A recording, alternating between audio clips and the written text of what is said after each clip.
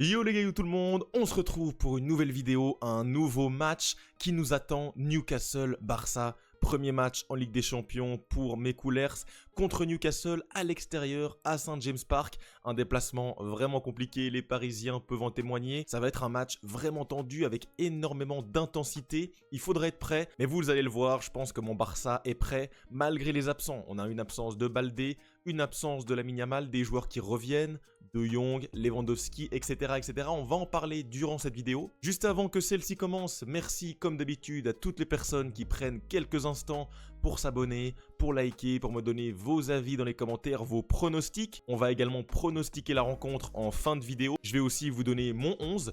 Qui est-ce que j'enverrai sur le terrain pour cette J1 de Ligue des Champions contre Newcastle? On verra ça tous ensemble. Et on est tout de suite parti avec donc le cadre de la rencontre, 21h ce soir, Newcastle-Barça, c'est la J3 de Ligue des Champions, hein, cette J1 qui est splittée en 3 jours.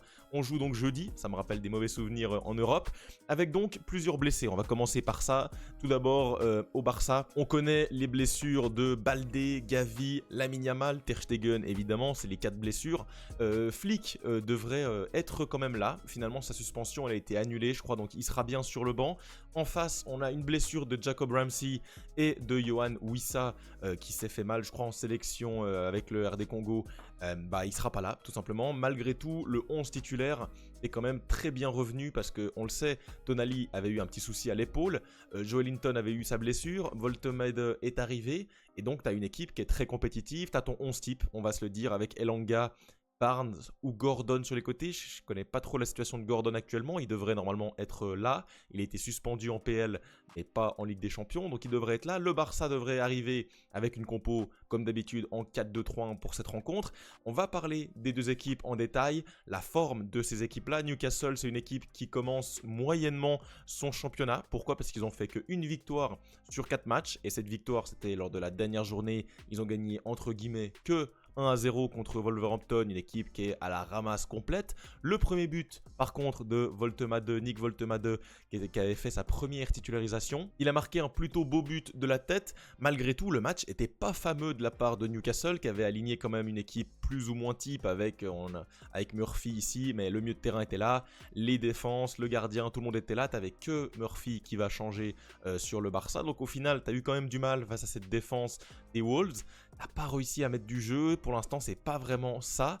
Malgré tout, tu as quand même montré sur ce début de saison, franchement, tu as eu quelques gros matchs. Ce match face à Liverpool, j'ai regardé le match et franchement, tu mets la misère à Liverpool à 10 contre 11, pardon, t'es un de moins et t'as failli marquer, tu reviens dans un match dingue, le stade, l'environnement, l'atmosphère est légendaire. Au final, tu prends cette clim par le bon vieux Rio Ngumoa à la fin de match, mais tu mérites mieux sur cette rencontre et t'as montré des vertus de comportement, de légitimité à être dans une équipe de LDC, à pouvoir avoir des joueurs de grande qualité comme Guimarães, comme Tonali, comme Voltemade qui va arriver. Donc tu as vraiment une équipe très solide. Les jouer là-bas, c'est facile pour aucune équipe au monde. Et le Barça va devoir se le faire. Mais le Barça arrive quand même avec une forme vraiment, vraiment très très bien. Malgré les absents, tu as réussi à faire 10 sur 12 en Liga avec 3 déplacements sur le début de saison, avec le problème du Camp Nou comme d'habitude. Tu as joué à domicile entre guillemets au Johan Cruyff Stadium devant 6000 personnes, mais tu as gagné 6-0, voilà, un but tous les 1000 personnes, c'était grandiose. Le triplé de doublé, Fermin Lopez, Rafinha, Lewandowski en sortie de banc, c'était magnifique. On a débriefé bien sûr cette rencontre sur la chaîne, on a vu de très belles choses, un match quasiment parfait de A à Z, 24 tirs à 2, des occasions en foison. Donc tu as eu vraiment des très belles choses, des choses qui rassurent, hein, notamment au milieu de terrain, savoir faire sans De Jong, devant, savoir faire sans Lamine Yamal, derrière intégrer un Koubarsi qui était un petit peu moins bien ces derniers temps, Juan Garcia qui montre de très très belles choses sur le début de saison, Rashford qui au fur et à mesure du temps commence à s'intégrer dans cette équipe. Il a fait un bon match contre Valence, on ne sait pas s'il sera titulaire contre Newcastle. En tout cas, mon 11, parce que c'est quand même le moment de donner mon 11, je l'ai construit juste ici, il est là, vous l'avez sous les yeux. Juan Garcia, bien sûr, dans les cages, ça ne bouge pas. Il n'y a personne d'autre, hein. Il y aurait Chesney en doublure, mais Juan Garcia fait un début de saison monstrueux. J'ai en souvenir son match face au Rayo, face à Levante. Il sauve des face-à-face à chaque fois. Franchement, pour l'instant, je lui vois aucun défaut. Dans les airs, il est impérial. À la relance, il a une qualité de pied que je n'imaginais pas. Il arrive à faire des passes en profondeur pour Fermin, qui coupe des lignes. Bref, il a énormément de plus-value sur le jeu du Barça. C'est tout simplement parfait. En défense, Koundé, pour moi, doit être titularisé à droite dans un match rugueux où tu as besoin de sa science défensive. Je pense qu'un Eric Garcia pourrait jouer également, mais Koundé, dans ce genre de match, je pense qu'il est plus adapté. Il connaît un peu plus la pression. Il n'aura pas peur de St. James Park. À côté de lui, par contre, c'est la question de la charnière centrale. Qui mettre aux côtés de Koubarsi? Il y a beaucoup d'options. La première, c'est Eric Garcia. Ça a été le cas face à Valence, ils ont fait plutôt une bonne performance. La deuxième solution, c'est Ronald Araujo. Bah voilà, il est un peu moins bien ces derniers temps, mais il faut quand même lui donner de la confiance, etc. Il a fait un plutôt bon début de saison, notamment face à Levante, où il avait fait un bon match. Et tu as la troisième solution, c'est Christensen. Bah au final, tu es un peu perdu parmi cet amas de solutions, je sais pas trop quoi faire. Je partirai sur Araujo. Vous allez me dire, mais Esteban, t'es complètement fou de partir sur Araujo. Oui, mais j'ai quand même un bel argument.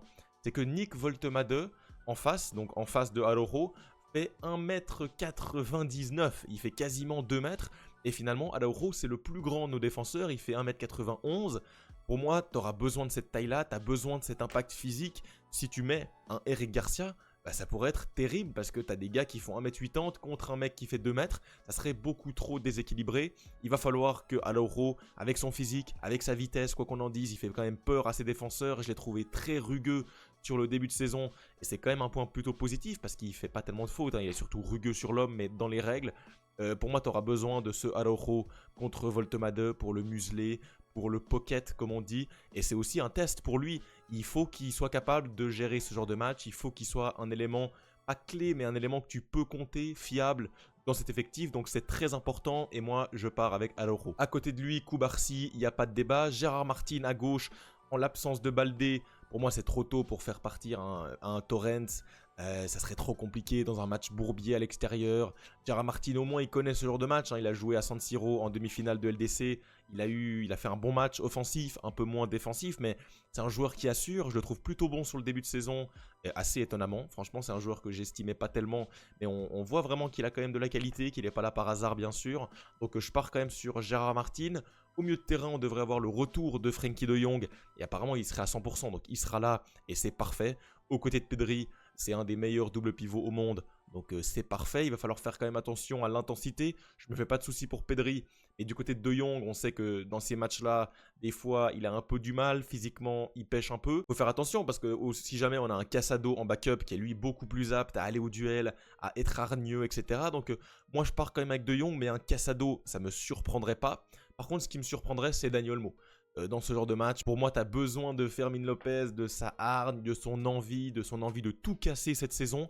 Il a été monstrueux sur le match de Valence, il a mis des buts très importants, des buts de loin, pied gauche, pied droit, une qualité de finition, une qualité de passe, une qualité de pressing. Le mec court sur 90 minutes, c'est phénoménal. Et je pense que tu as besoin de lui en entame de match. Voilà, être là, tout de suite, présent au duel. Et tu as quand même la cartouche Dani Olmo avec une équipe en face qui est un peu plus fatiguée, qui peut prendre plus de temps, qui peut être un peu plus technique. Pour moi, c'est plus simple d'être dans ce sens-là que faire Olmo-Fermin. Je préfère mettre Fermin en premier, surtout qu'il surfe sur une très bonne dynamique. Rafinha à droite en l'absence de Lamine Yamal. Rashford sur le côté gauche. Je continue de lui faire confiance. En plus, c'est un match contre une équipe de Première Ligue. Il connaît cette équipe de Première Ligue, il a souvent joué dans ces matchs-là, à l'extérieur contre Newcastle, c'est un contexte qu'il va connaître. Pour moi, c'est un match qui peut vraiment débloquer son aventure au Barça, s'il vient à marquer, s'il vient à faire un gros match, il peut s'imposer sur ce côté. Et devant, on a le débat, Ferran Torres ou Robert Lewandowski. Et là, franchement, je trouve qu'il n'y a pas tellement de bonnes réponses, les deux peuvent s'entendre. Donnez-moi votre titulaire en neuf dans les commentaires. Et pour moi, j'hésite vraiment. Lewandowski dans le sens où il va moins presser, il va moins être actif sans ballon. Par contre, il sera beaucoup plus important dans les déviations, dans le jeu dos au but, dans la malice, dans le fait de gratter des fautes, dans la finition pure et simple. On a vu que Ferran Torres, c'était très compliqué pour marquer un but. Robert Lewandowski rentre face à Valence, il plante doublé en 10 minutes. Mais d'un autre côté, peut-être qu'en jouant un peu plus bas, tu as besoin d'un Ferran Torres qui va te proposer dans la profondeur. Pour moi, c'est un vrai dilemme et je vais attendre Flick au tournant sur ce choix de numéro 9. Mais franchement, sur ce genre de match, c'est quand même Lewandowski, il faut quand même respecter. Avec une équipe qui va courir derrière, Rafinha qui peut se projeter lui en profondeur, Rashford également. Ça ne m'étonnerait pas qu'on ait un Lewandowski qui soit un peu plus en distribution, en relais, pour faire des déviations, pour lancer ses coéquipiers et pourquoi pas, être à la réception de centre. C'est aussi un gros avantage de Robert Lewandowski. Vous l'avez compris, ça va pas être un match simple et ça je pense qu'il faut tous qu'on l'intègre. Ça va être un match compliqué, à l'extérieur beaucoup d'intensité. Malgré tout, je pense qu'on surcote un peu cette équipe de Newcastle. Sur le début de saison, j'ai vu des matchs assez inquiétants de Newcastle, franchement.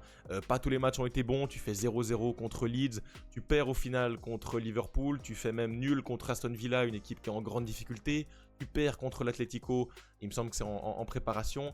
Pour moi, Newcastle est une bonne équipe, mais le Barça est une des 2-3 meilleures équipes au monde. Et on va faire la différence sur ça. Avec un Pedri au milieu de terrain, je me fais pas tellement de soucis. Même une défense qui, pour moi, avec ce nouveau gardien, me donne plus d'assurance. Et pour moi, un secteur offensif qui va retrouver de sa superbe. Rafinha, Lewandowski, Fermin Lopez qui est en grande forme. Je pense que ça sera suffisant pour remporter ce premier match. Je vois donc un match explosif. Pour moi, c'est un match qui peut pas être en dessous de 3 buts. Je vois plein de buts. Je vois donc un match qui va se terminer en 3-1 pour le Barça, avec une victoire qui va se construire dès le début de match. Je vois une belle entame, pourquoi pas 1-2-0, et au final le troisième qui vient clouer le spectacle. Je vois quand même un but de Rashford. J'aimerais le voir, mais je le vois aussi dans une configuration de match avec une équipe en face qui vient de chercher, qui va essayer à jouer. Tu auras des espaces. Et quand tu as des espaces, vous le savez, Rafinha, Fermin Lopez, Lewandowski, Rashford, c'est quand même tous des joueurs qui sont à l'aise dans ces configurations. Donc je vais attendre un gros match.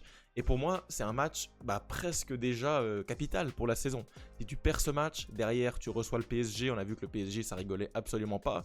Tu peux déjà être en difficulté sur cette phase de ligue. Tu as un calendrier qui est favorable, on est d'accord. Mais tu as un début de calendrier qui est très compliqué, un des plus compliqués, Newcastle PSG.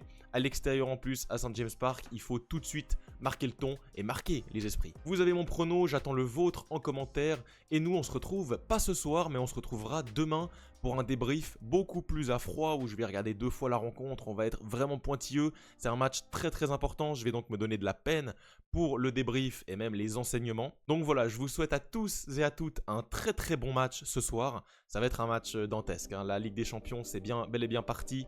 Ça va être dingue. Bon match et bien sûr, Visca Barça.